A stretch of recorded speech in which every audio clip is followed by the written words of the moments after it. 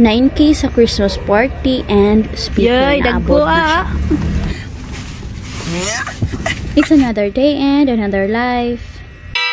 Maabtan ka ako ni 2 hours mag-closing pa siya po ni Macau. Bitaw na wala dyan na siya nakaon ba o ako ano lang nang gihatag sa ako nga sister kay gamay ra jud ako ang gikaon dihara jud na siya na party.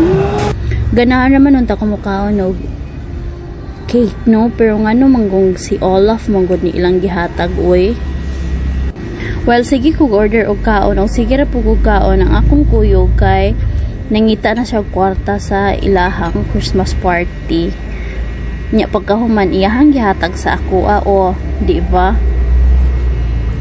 Mabawi na akong pambayad sa speaker nga iyahara siya pong kwarta.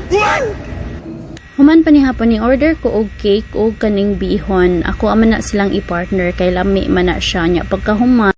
Pagdawat sa Noybe Milwa na ni uli na kay nakakwarta naman tapos igbawion pa lang. Unya sa pagkaugma wa na itulog-tulog char.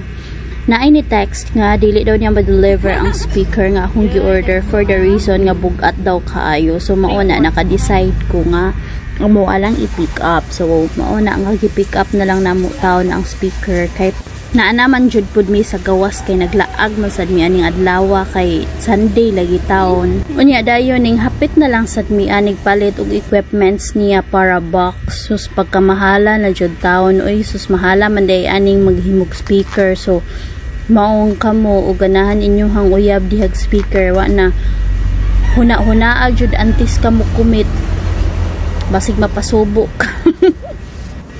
Unya kay ni ana siya nga wala daw kaayo siya naganahi sa speaker nga akong gipalit. Wala daw ni kisi-kisi iyang heart pagkakita niya sa speaker. Ngano ka